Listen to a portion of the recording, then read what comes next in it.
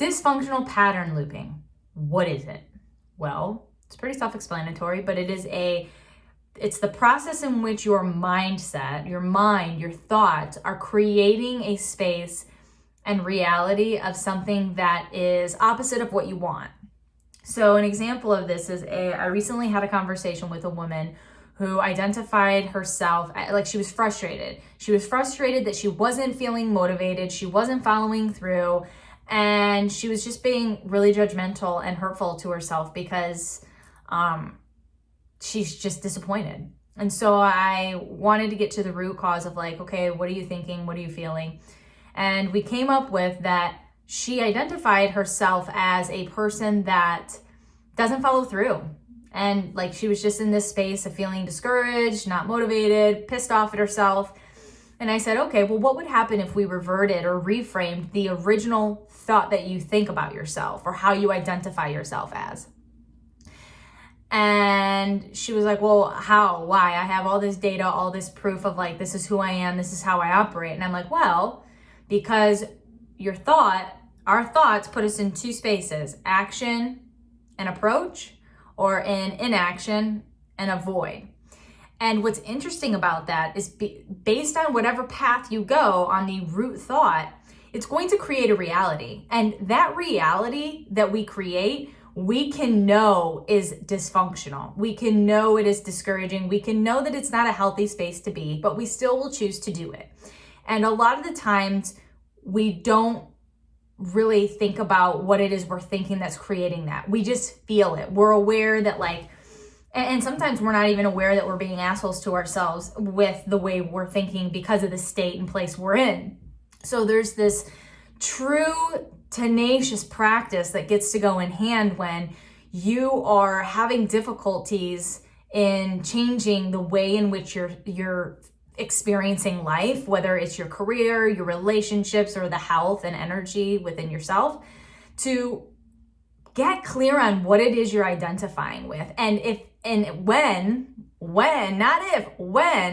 that thought has a negative impact on you, get clear on the intention why.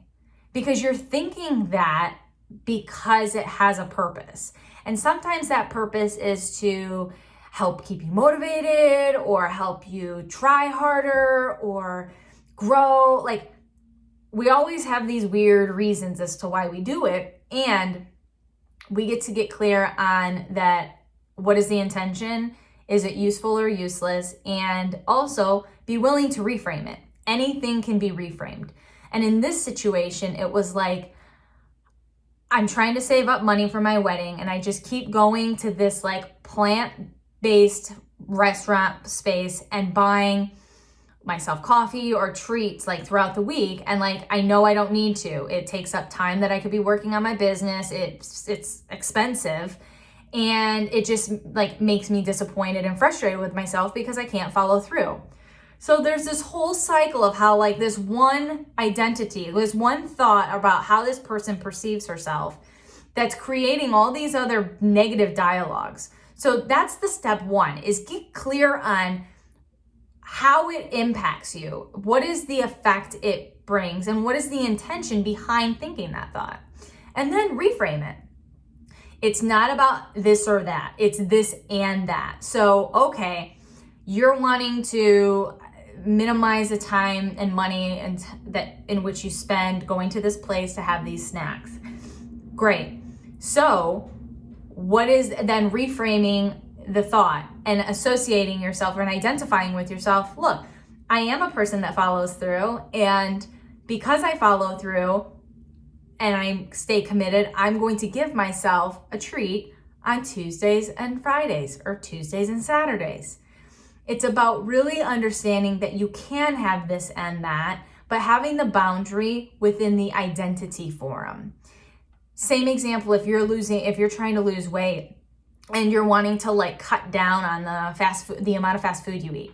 Well, you then get to identify as like, I am a person that stays committed and I eat foods that make me feel good and empower me and are healthy for my body. So that being said, I'm going to have a ritual where every Friday night I order out and I don't give two shits what I eat or how it makes me feel the next day.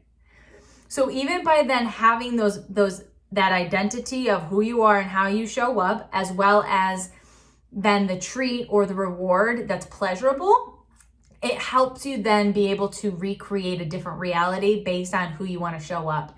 And again, this is easy to say and like logically understand, but this is a tenacious practice, people. Like, your thoughts run rampant 99% of the time. So when we're not being aware of what it is we're thinking or how it is it's making us feel, it's very hard to change the dialogue.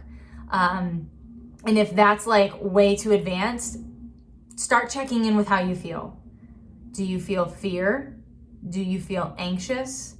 Do you feel overwhelmed? Or do you feel excited? Those 4 sensations and spaces and emotions all are very, very similar.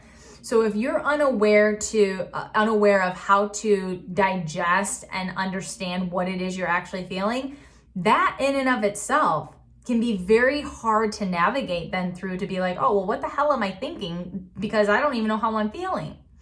So that being said, it's time for my practice to expand, which I'm super excited for. So coming in a month, I'm going to have a content library that's going to have 9 different sections in it, with videos, multiple videos, to be a self-led, self-ran kind of course or just resource. And then we will be having 2 group coaching calls, but you can a la carte on one-on-one coaching. So if you're a person that really likes to learn at your own pace and like digress and then have conversation, I just want you to know what's coming and what's available, which I'm super excited about. And nonetheless, I'm always looking for feedback and or insights on what people are wanting to talk about, learn about, and just get my perspective on. So please don't hesitate to reach out and give me those as well. So this is getting long. Thank you for your time and have a wonderful day.